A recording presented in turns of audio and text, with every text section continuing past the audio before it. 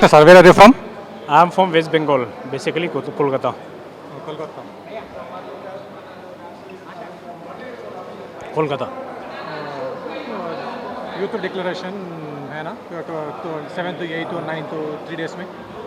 We had a IYC National Executive meeting over here from 7th, 8th and 9th. Today was the last day. और जो भी हमारी resolution pass हुई है वो बहुत सारी चीज़ों पे पास हुई है, जिसमें युवा के बारे में है, यूथ के लिए क्या कांग्रेस सरकारें लेके आ रही है, क्या विफलताएं हैं बीजेपी के, जो हम लोगों ने कर्नाटका जीत के जो प्रॉमिसेस हमारे 5 थे वो कैसे लागू हुआ है आगे, और जो 4-5 स्टेटों में इलेक्शन है, तेलंगाना, मध्य प्रदेश, छत्तीसगढ़ और राजस्थान, मिज़ोरम, वहाँ पे हमारा क्या मोटिव है, क्या हम लेके जाएंगे, क्या बीजेपी के विफलताएं हैं, क्या केसीआर जी ने किया है, क्या केसीआर जी की विफलताएं हैं, सब पूरे टॉपिक पे हमारा डिस्कशन हुआ। और आगे बेसिकली हमारा जो है यूथ के लिए ज़्यादा ज़ोर है कि 50% यूथ को टिकट मिले, और यूथ का जो भी मुद्दा है वो ज़्यादा से ज़्यादा हम आगे इलेक्शन में उठाएंगे। पश्चिम बंगाल में BJP Mamata Banerjee politics how? वहाँ पे रीज़न क्या है, there is like one coins in 2 sides. दूर से आप अगर देखेंगे तो लगेगा TMC is fighting with the BJP, but it's not exactly like she is fighting, Didi is not fighting with BJP, they have a like collaboration like to each others.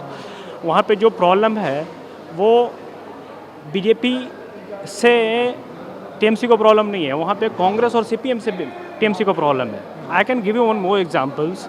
If I go for agitations, whether like CPM and Congress people like me, I have 17 cases on my shoulders.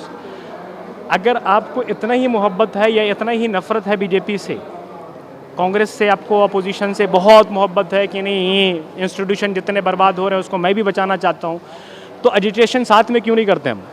Agitation जब BJP वाले करते हैं तो आप उनको arrest नहीं करते हैं। जब एजिटेशन हमारे द्वारा होता है, वेदर सीपीएम के द्वारा या फिर कांग्रेस कार्यकर्ता के द्वारा, आप तुरंत एजिटेशन उसको अरेस्ट करके उसके ऊपर केसेस पुट कर देते हैं। दूसरी और क्या चीज़ें हैं कि हमारा एक संगठन ऑलरेडी था, जैसे भी हम लोगों ने बाई इलेक्शन में कांग्रेस एमएलए ने जीता था, उसको आप कन्वर्ट करा लिए। तो what is the difference between BJP and you? You are doing the same thing, you are buying MLA, BJP is also buying MLA, breaking governments, doing shit all the things. तो what is exactly what you thinking about it? You have to be, दीदी has to given a very clear statement कि उनको क्या चाहिए, उनको opposition के साथ है या बीजेपी के साथ है। अगर ऐसा है तो बंगाल में आपको युवा जितना भी है या वहाँ के जितने भी सिटीजन है वो आपको क्लियर एक मैंडेट, क्लियर आपको क्लियरिटी आपके तरफ से नहीं आ रही है। क्लियरिटी जब भी आएगी वो आपके स्टेटमेंट से आती है, आपका स्टेटमेंट बहुत क्लियर नहीं है। तो दीदी को तय करना है कि 12 तारीख को वो जा रही हैं, वो हमारे साथ रहेंगी या बीजेपी का फ़ायदा कराने जा रही है। हमारा एक अपोजिशन पार्टी का 12 तारीख को बिहार में ऑल अपोजिशन पार्टीज मीटिंग है, वहाँ पे टीएमसी भी जा रही है, कांग्रेस भी है। अब टीएमसी को तय करना है कि वो हमारा साथ देंगे या बीजेपी के साथ रहेंगे।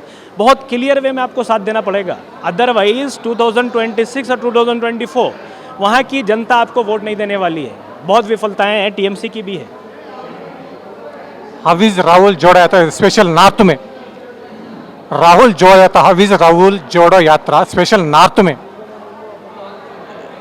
भारत जोड़ो यात्रा यू टॉकिंग अबाउट राहुल, उस स्पेशली नॉर्थ में जो मैं भी था part of, it's I am glad to be part of Bharat Jodo Yatra as Bharat यात्री, ऑफिशियली भारत यात्री विथ राहुल जी।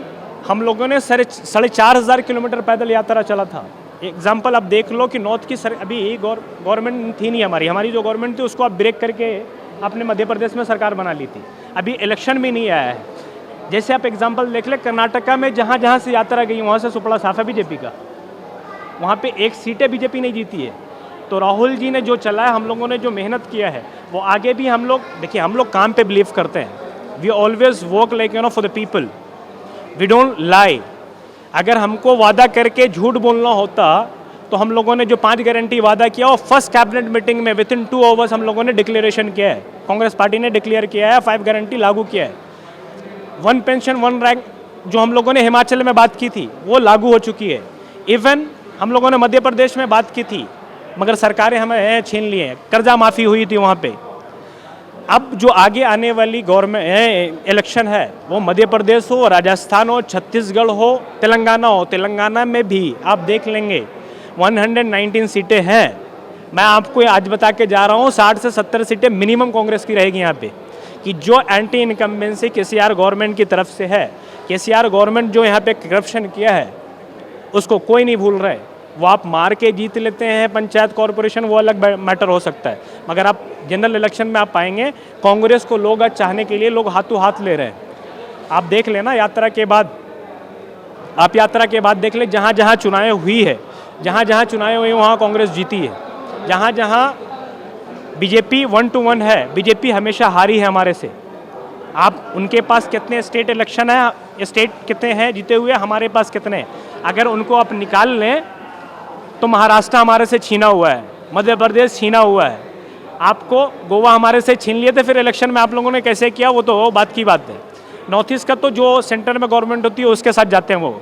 हमारे पास 4 स्टेट है, उनके पास हरियाणा एक छोटा स्टेट है, उत्तराखंड एक छोटा स्टेट है, एक खाली यूपी बचा है, एक यूपी है और एक गुजरात है, एक यूपी है एक गुजरात है, अदरवाइज उससे ज़्यादा स्टेट हमारे पास है।